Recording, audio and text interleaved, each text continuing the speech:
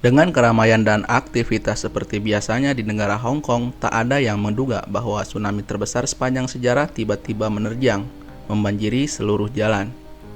Dalam hitungan detik, air meluap masuk ke gedung-gedung menelan sebagian besar penduduk. Tsunami ini ternyata juga menyapu berbagai negara Asia termasuk Indonesia. Suara panik dan ketakutan menggema di mana-mana saat orang-orang berusaha mencari tempat perlindungan. Namun arus deras lebih cepat menghampiri mereka. Hanya segelintir orang yang mampu bertahan dan menuju tempat-tempat yang lebih tinggi.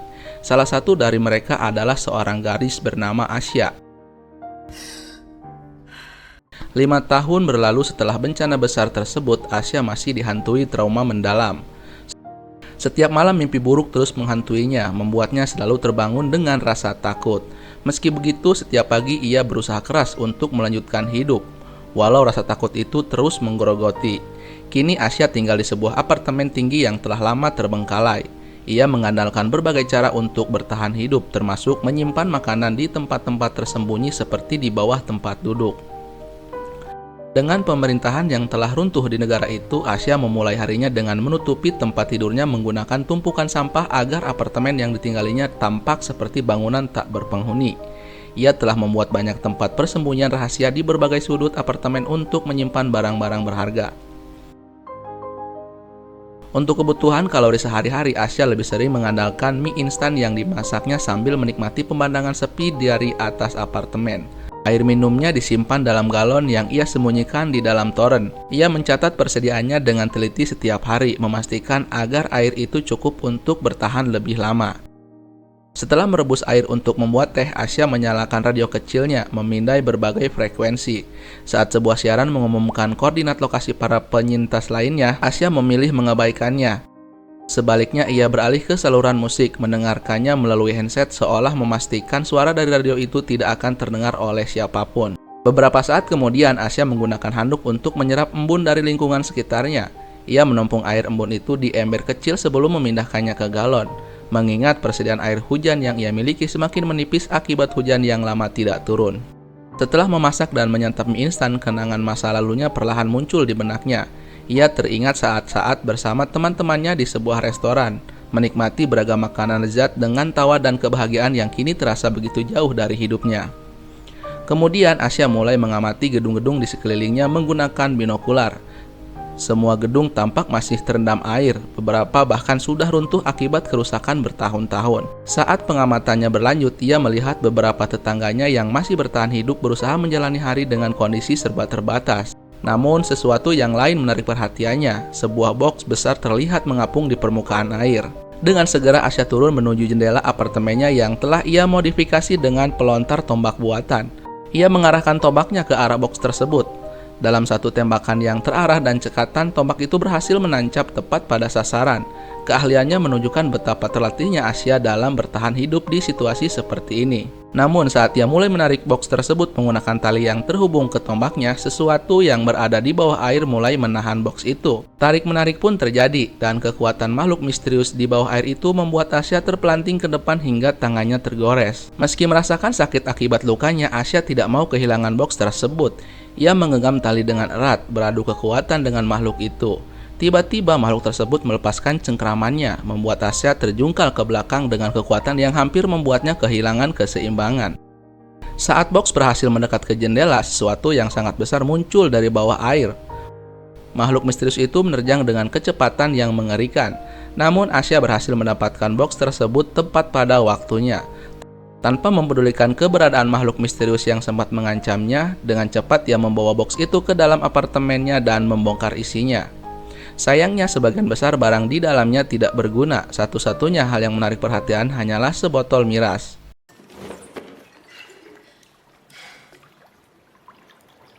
Merasa frustasi, Asya menuju ke atap sambil melirik ruangan di pojok gedung apartemennya. Wajahnya menunjukkan kekesalan, seolah ada sesuatu di ruangan tersebut yang memicu kenangan buruk. Setibanya di atap, ia menggunakan miras tersebut untuk membersihkan luka di tangannya. Cairan itu terasa perih, tetapi ia tetap membalut lukanya dengan perban seadanya sambil meminum miras itu untuk mengurangi rasa sakit dan stres. Setelah itu Asya membersihkan tubuhnya dengan mandi bersih. Saat ia melepaskan bajunya, terlihat bekas-bekas luka di tubuhnya. Sebuah bukti nyata bahwa ia telah melewati banyak rintangan berat untuk bertahan hidup selama 5 tahun terakhir.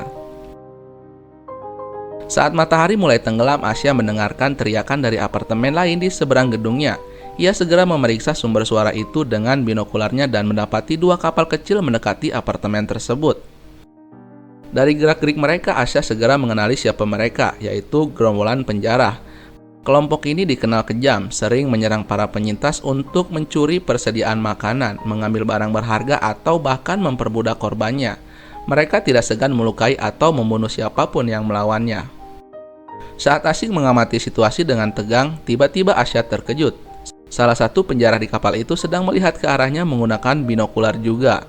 Tanpa berpikir panjang, Asya segera menunduk dan menjauh dari pandangan. Namun saat ia mengintip kembali, ia mendapati kapal para penjara itu mulai bergerak menuju apartemennya. Menyadari bahaya yang mendekat, Asya segera bertindak.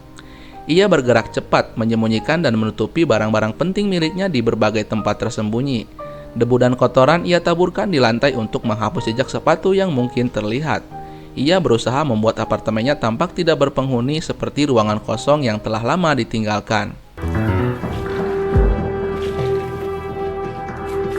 Setelah memastikan semuanya sesuai rencana, Asya menyelipkan dirinya ke dalam ruang persembunyian yang telah ia persiapkan di balik lemari.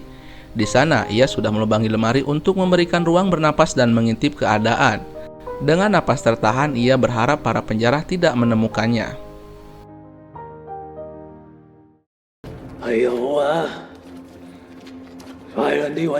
Saat para penjara sampai di apartemennya, mereka mulai menyisir setiap sudut ruangan. Mereka membuka pintu, laci, dan lemari di area lain, mencari tanda-tanda keberadaan penghuni. Salah satu dari mereka bahkan sempat mendekati lemari tempat Asya bersembunyi. Asya menahan nafas, takut gerakannya akan mengungkap posisinya. Namun setelah pemeriksaan dengan cepat dan tidak menemukan apapun yang mencurigakan, para penjara mulai merasa frustasi. Rasa kesal memuncak ketika mereka mengobrak-abrik isi ruangan, menghancurkan beberapa barang untuk memastikan bahwa apartemen itu benar-benar kosong. Tiba-tiba suara tembakan pistol menggema di ruangan tersebut.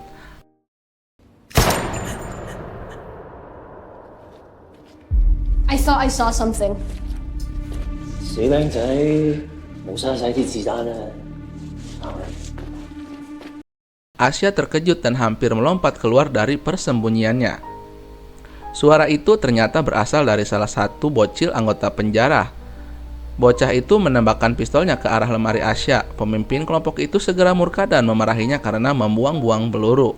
Anak itu berdalih bahwa ia melihat sesuatu bergerak di sekitar lemari. Namun pemimpin kelompok hanya mengabaikan ucapannya. Setelah penjara pergi, Asya merasa lega dan menangis, mengenang masa lalu indahnya bersama adik tirinya Ami saat mereka menikmati makanan bersama. Kenangan itu memberi sedikit ketenangan di tengah kesunyian yang ia alami. Keesokan harinya, Asya melanjutkan rutinitasnya dan merasa sedikit bahagia karena berhasil mendapatkan box baru yang di dalamnya berisi sebotol madu langka. Namun, kebahagiaannya cepat pudar ketika ia melihat seorang gadis kecil mengapung di atas tumpukan sampah terkesan sudah tak bernyawa. Kejadian itu membuatnya teringat akan kekejaman dunia baru yang dihadapinya. Saat ia sibuk di dapur, sosok misterius masuk ke dalam apartemennya tanpa sepengetahuannya. Diam-diam mengambil makanan yang ia sembunyikan.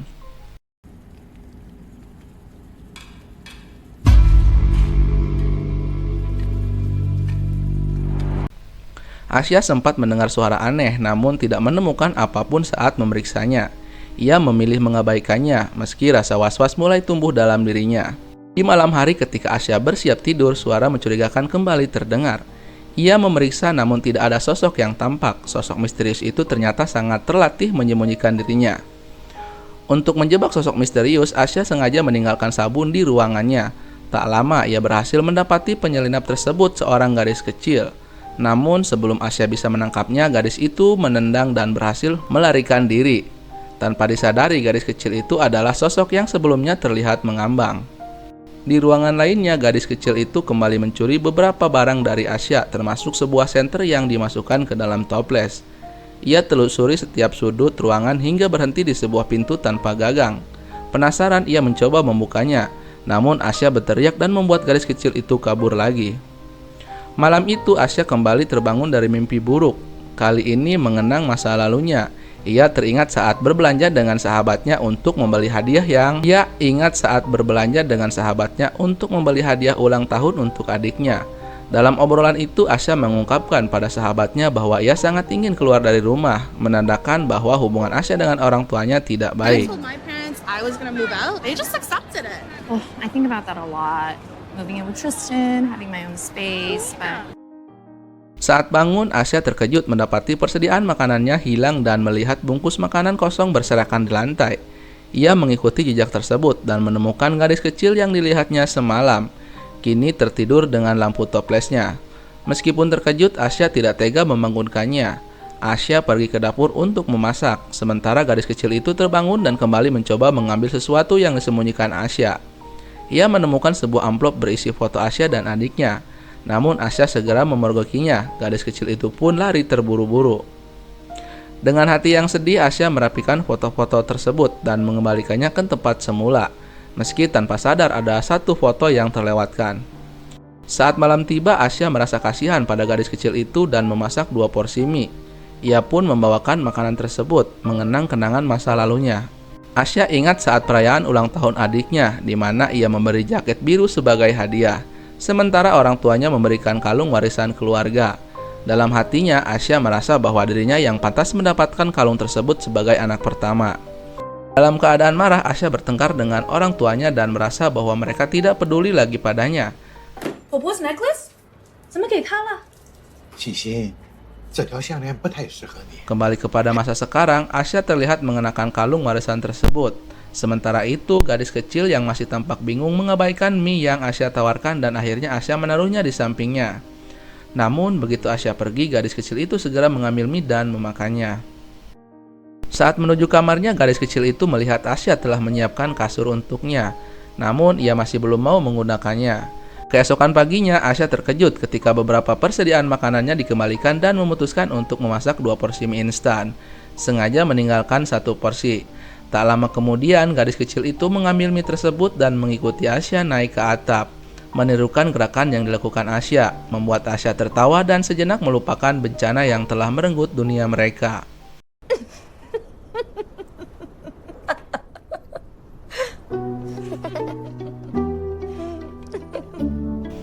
Saat malam tiba, gadis kecil itu akhirnya mau tidur di kasur yang disiapkan Asya berbaring di sebelahnya. Di tengah malam yang sunyi, Asya terbangun oleh suara tangisan yang lembut.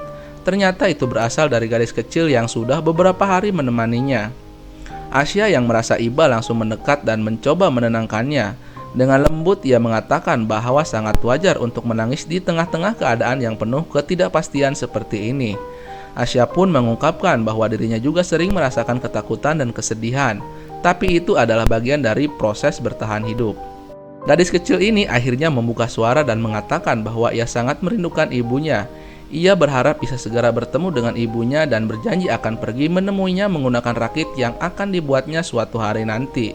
Setelah berbicara lebih lanjut, mereka saling memperkenalkan diri. Gadis kecil itu memberitahukan namanya Hei Hei, yang membuat Asya sedikit tersenyum karena akhirnya mereka saling mengenal. My name's Yunhei, but people call me Hei Hei. Pagi harinya setelah semalaman terbangun karena mimpi buruk, Asya mengajak Hei Hei ke atap untuk menjalani rutinitas bagi mereka.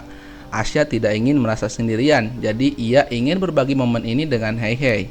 Namun saat Hei Hei membuka selotip warna-warni yang sebelumnya Asya gunakan untuk mengganjal pintu agar tetap terbuka, Asya langsung panik.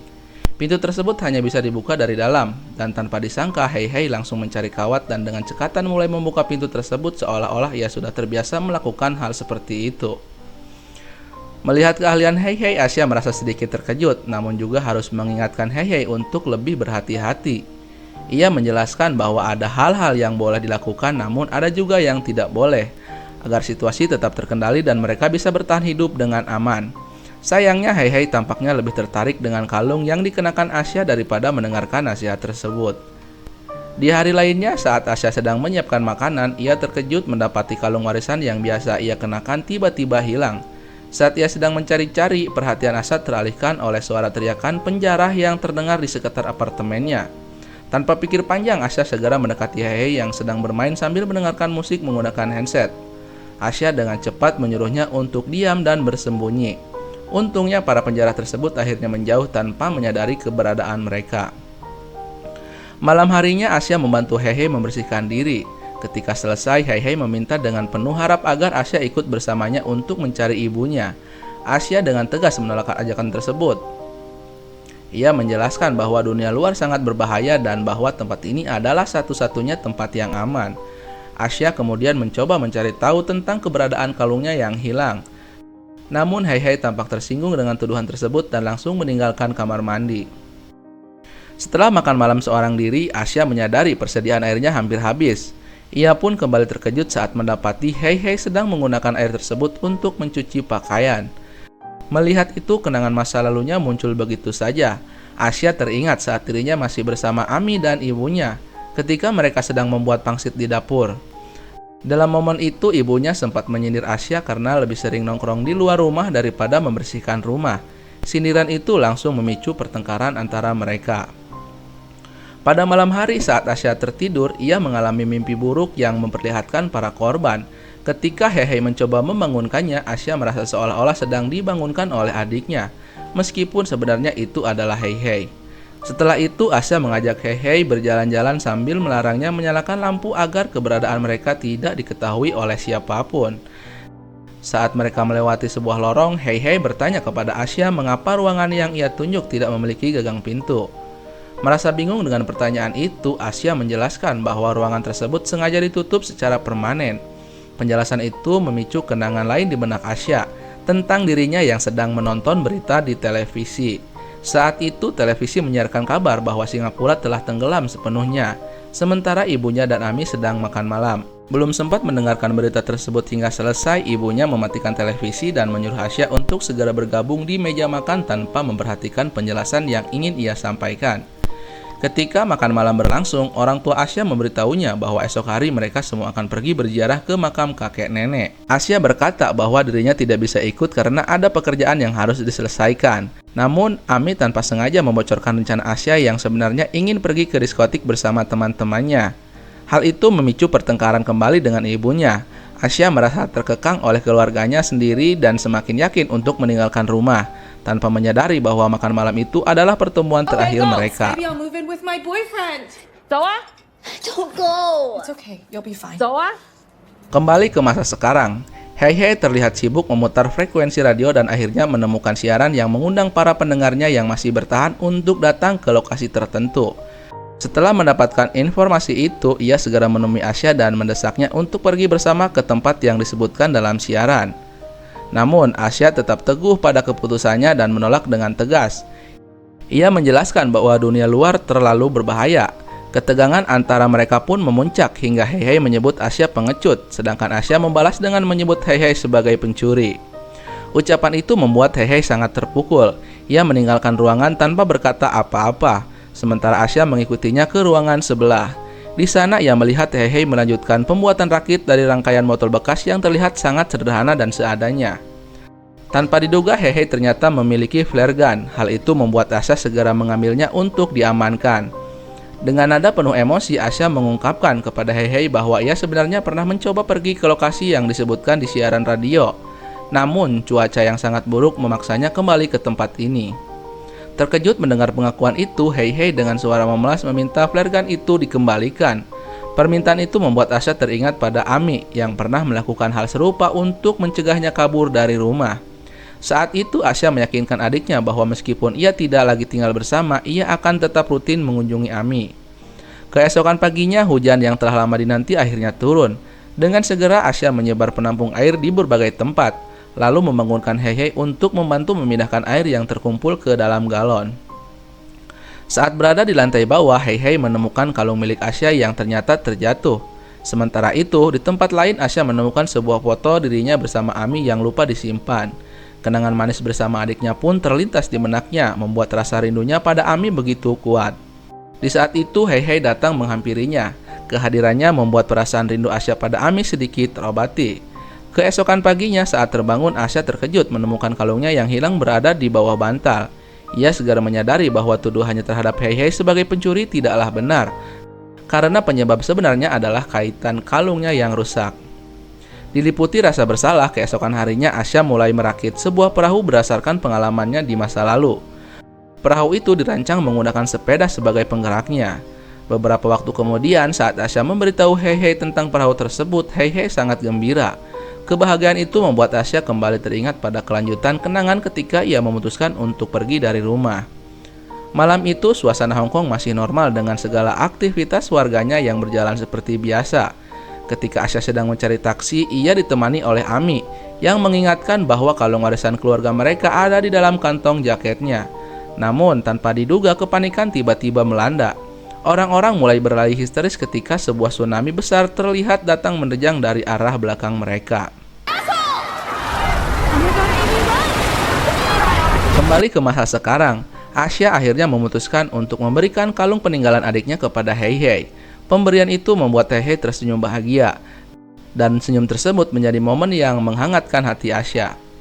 Keesokan paginya, Asya dan Hei Hei mulai mengumpulkan semua persediaan makanan mereka untuk dijadikan bekal menuju lokasi tempat orang-orang yang masih selamat. Sebagian besar perbekalan telah dipindahkan ke rakit. Namun, saat Hei Hei sedang asik mendengarkan musik menggunakan headset, kabelnya tersangkut sehingga suara musik menjadi keras dan menggema di seluruh ruangan. Dalam kepanikan, Asya langsung mematikan radionya. Ia pun memutuskan untuk menunda pelayaran demi keamanan. Hal ini memaksa mereka mengembalikan semua perbekalan yang tadi sudah disiapkan ke tempat semula. Masih dalam keadaan waspada, Asya memantau situasi di luar melalui teropong. Ia memastikan bahwa semuanya tampak masih aman. Namun ketika Hei Hei melanjutkan membereskan barang-barangnya, ia tanpa sengaja mendengar suara teriakan dari sekelompok penjara yang berada sangat dekat dengan apartemen mereka. Hei Hei segera memberitahu Asya tentang hal itu.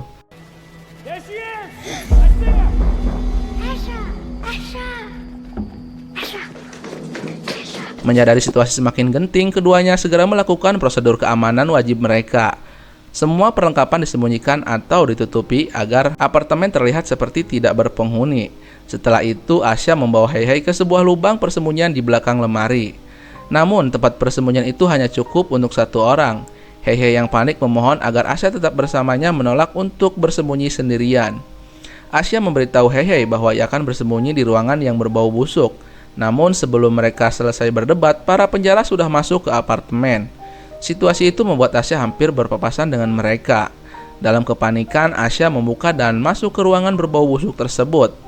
Betapa terkejutnya ia ketika menyadari bahwa ruangan itu adalah rumah keluarganya di masa lalu. Hal itu terungkap dari foto keluarga yang tergantung di dalam ruangan. Wajah Asya tampak dipenuhi penyesalan karena pernah memutuskan kabur dari rumah. Sementara itu, para penjara mulai mencari lebih teliti, bahkan tidak segan menghancurkan barang-barang yang ada, termasuk rakit Asya yang telah ia buat dengan susah payah. Salah satu penjara tampak penasaran dengan ruangan tanpa gagang pintu. Ia pun mendobrak pintu tersebut ketika pintu berhasil terbuka. Di dalam, Asya yang telah bersembunyi di lemari sejak awal menutup hidung karena bau busuk tersebut. Namun, alih-alih pergi karena bau, penjara itu justru masuk ke dalam ruangan dan membuka kain penutup yang ada di sudut. Bau busuk semakin kuat ketika ia menemukan sumbernya dua mayat yang tak lain adalah orang tua Asya. Melihat pemandangan itu, Asya merasa syok dan tidak dapat menahan diri untuk muntah. Beruntung suara muntahannya tertutup oleh suara penjara yang ikut muntah-muntah karena bau menyengat tersebut. Asya kembali mengingat tragedi tsunami dahsyat yang telah meluluhlantakan segala sesuatu dalam sekejap mata, menenggelamkan kota dan menelan begitu banyak korban jiwa. Dalam kepanikan bencana tersebut, Asya menyeret tangan adiknya menuju sebuah gedung tinggi. Banyak orang yang juga mengikuti mereka berlari ke tempat yang sama demi menyelamatkan diri.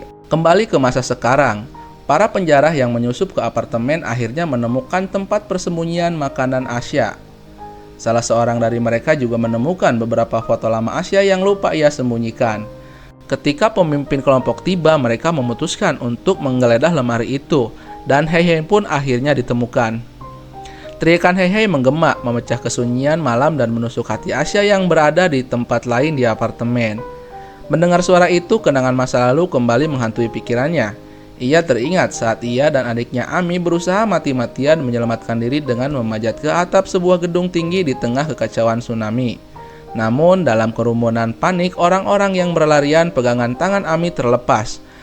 Sambil terisak, ia memandangi kalung warisan keluarga yang sebelumnya ada di jaket Ami, sebuah simbol kenangan terakhir yang menyakitkan dari adiknya yang tak lagi bisa ia lindungi. Ketika larut dalam kesedihan, mengenang momen traumatis bersama adiknya, Asya tiba-tiba mendengar suara Hehe yang terpojok. Gadis kecil itu sedang dipaksa oleh para penjara untuk mengungkapkan tempat persembunyian mereka. Asya yang merasa terdesak mencoba menyelamatkan Hehe. Namun dalam usahanya melawan, ia justru ikut tertangkap dan kehilangan kesadaran setelah dipukul oleh salah satu penjara. Saat tersadar, Asya mendapati dirinya dengan tangan terikat di sebuah ruangan sempit. Salah satu penjara mulai mendekatinya dengan niat jahat, tetapi aksinya terhenti karena pimpinannya memanggil. Tidak lama kemudian, Asya digiring menuju kapal penjara bersama Hehe yang juga telah ditangkap. Semua persediaan makanan miliknya telah dipindahkan ke kapal tersebut, meninggalkan apartemen kosongnya. Di tengah perjalanan menuju kapal, Asya tidak bisa menahan perasaan bersalah dan duka yang kembali muncul. Teringat akan adiknya yang pernah ia tinggalkan di tengah bencana. Perasaan itu justru memunculkan keberanian untuk melawan. Dengan segala kekuatan, Asya mulai menarik tali yang mengikat tangannya. Tetapi salah satu penjara yang memegangi tali itu jauh lebih kuat, membuat Asya tersungkur ke air di dekat kapal. Saat berada di dekat air, ia melihat patahan cakram sidi yang tajam di sekitarnya. Tanpa pikir panjang, Asya mengambil benda itu dan menusukkannya ke pria yang menahannya. Di tengah kekacauan itu, Asya juga berhasil meraih flare gun yang disembunyikan di meja. Saat pria itu berusaha memendamkan kepalanya ke air, Asya dengan cepat menembakkan flare gun tepat ke wajah pria tersebut, seketika mengakhiri nyawanya. Keributan yang terjadi di atas kapal membuat para penjara lainnya menyadari bahwa Asya telah berhasil meloloskan diri. Tanpa menunggu lama, mereka memutuskan kembali ke apartemen Asya dengan berpencar untuk menangkapnya. Salah satu penjara yang bertubuh besar mendengar suara tangisan yang berasal dari salah satu ruangan. Dengan penuh percaya diri, ia berjalan menuju sumber suara tersebut, tanpa menyadari bahwa itu adalah jebakan yang sudah disiapkan Asya. Ketika ia masuk, jebakan itu berhasil menjatuhkannya. Sebelum pria itu bisa bangkit kembali, Asya segera menghabisinya dengan hantaman gitar yang langsung mengakhiri nyawanya. Setelah memastikan penjara tersebut tak lagi bergerak, Asya mengambil pisau yang dibawanya dan segera bergegas ke ruangan lain untuk mempersiapkan jebakan berikutnya. Dia menyalakan radio, lalu bersembunyi menunggu jebakan berfungsi. Suara dari radio itu menarik perhatian penjara lain yang tanpa curiga memasuki ruangan tersebut. Ketika dia mendekati radio, Asya keluar dari persembunyiannya dan menyerangnya. Meskipun sempat terjadi perlawanan sengit, Asya akhirnya berhasil mengalahkannya dan mengakhiri hidupnya. Tidak berhenti di situ, Asya kembali mempersiapkan jebakan baru. Kali ini seorang penjara wanita menjadi targetnya. Wanita itu memasuki ruangan dan perhatiannya langsung tertuju pada kompor yang menyala di sudut ruangan. Melihat kesempatan, Asya keluar dari tempat persembunyiannya dengan membawa wadah berisi minyak tanah. Tanpa ragu, ia menyiramkan minyak tanah ke tubuh wanita tersebut dan mendorongnya ke kamar tempat jebakan dengan kompor yang menyala. Jeritan tersebut memancing perhatian pimpinan penjara yang segera bergerak menuju sumber suara. Saat menaiki tangga menuju atap, Asya menghadapi pimpinan penjara yang merupakan lawan terakhirnya. Namun pria itu ternyata lebih kuat daripada penjara lainnya. Pertarungan sengit pun terjadi. Ketika Asya terpojok dan tercekik di bawah kekuatan pria tersebut, dia menggunakan sisa tenaganya untuk meraih lampu gantung di dekatnya. Dalam kegelapan, dia berhasil menikam leher pria itu dengan pecahan lampu, mengakhiri nyawanya secara brutal. Mengira semua sudah selesai, tiba-tiba penjara bocah yang masih hidup muncul dengan pistol di tangannya. Dia menembakkan beberapa peluru, memaksa Asya untuk segera kabur ke atap dan bersembunyi di samping pintu. Dengan cepat, Asya menutup pintu atap dan mengganjalnya agar tidak bisa dibuka dari luar, menggunakan selotip yang sebelumnya dilepas oleh Hehe. Mendengar bocah itu memohon di balik pintu membuat Asya merasa sedikit iba, tetapi suara tembakan yang terus bergema membuatnya yakin untuk tetap meninggalkan bocah tersebut. Di atap, Asya mendekati jendela yang menghadap ke kapal penjara dan melihat penjara terakhir sedang mengawasi Hehe yang tampak ketakutan di atas kapal. Asya mengambil pelontar tombaknya dan membidik pria tersebut. Namun tembakannya meleset, membuat tombak itu melintas tanpa mengenai sasaran. Pria itu kebingungan mencari asal tembakan. Melihat kesempatan itu, Hehe dengan keberanian luar biasa mendorong pria tersebut ke laut. Namun tindakan itu menyebabkan Hehe juga kehilangan keseimbangan dan ikut tercebur ke dalam air. Tanpa ragu, Asya melompat dari atas untuk menyelamatkan Hei Hei. Saat penjara terakhir itu muncul kembali ke permukaan air, seekor hiu besar tiba-tiba menyerangnya. Hiu itu dengan cepat memangsa pria tersebut, memberi Asya dan Hei Hei waktu untuk berenang ke kapal penjara. Dengan momen itu, keduanya akhirnya berhasil naik ke kapal yang penuh dengan persediaan makanan. Mereka memutuskan untuk menggunakan kapal tersebut menuju lokasi yang disebutkan dalam siaran radio sebagai tempat orang-orang yang masih selamat. Terima kasih kepada kalian semua yang telah mengikuti kisah Asya dan perjuangannya hingga akhir. Sampai jumpa di cerita berikutnya dan tetaplah menjaga semangat dalam menghadapi tantangan hidup.